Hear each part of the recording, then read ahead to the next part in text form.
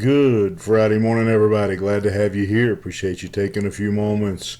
If you want to join me in the book of Genesis, chapter number 31, beginning in verse number 1. I'm going to look at 3 verses today. It says, Now Jacob heard that the sons of Laban were saying, Jacob has taken all that was our father's, and from what our father has gained, he has gained all this wealth. And Jacob saw that Laban did not regard him with favor as before.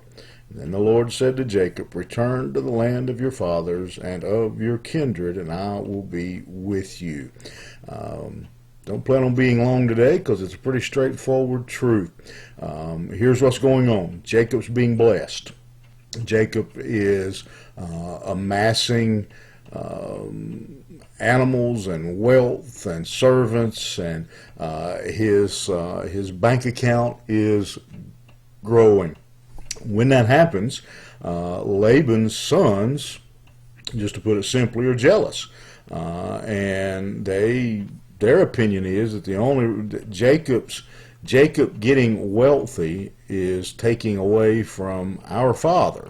Now, let's be honest, they weren't that concerned about their father's wealth. They were more concerned about, they were concerned about their father's wealth. They're just concerned about which part of his wealth they would inherit. And so they're cleaning up their greed by saying, "Oh, we're just looking after our father."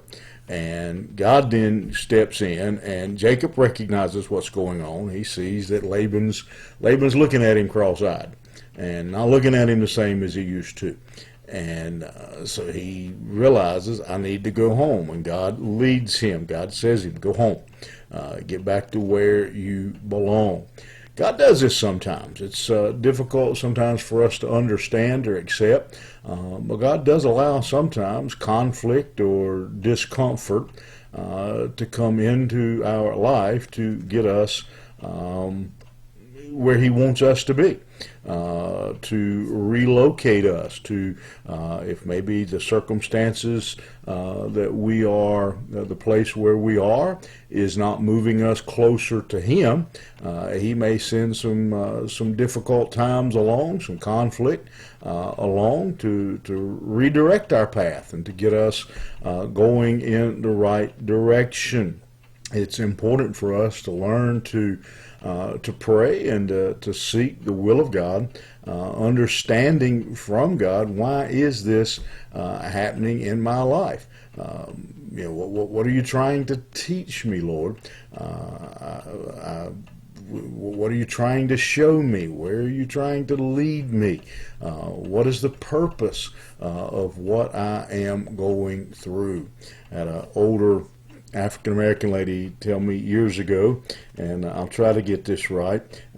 She had a saying. She said, everything that is good to you is not good for you, and everything that is bad to you isn't bad for you.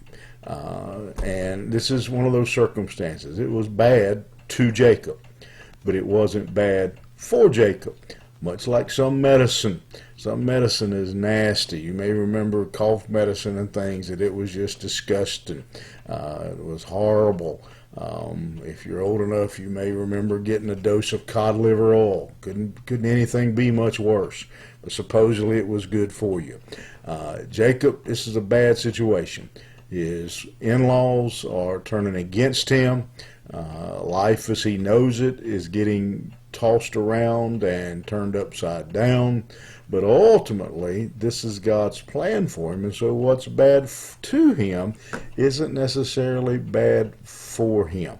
And that's an important lesson for us to learn. I remember that saying often, and this is a good example of that very thing. Sometimes things feel really good. There are a lot of people in this world who are living life and they think they're having a great time. But one day they're going to pay the price for that great time. May have been good to them, but it wasn't good for them. And sometimes what's bad to us isn't bad for us.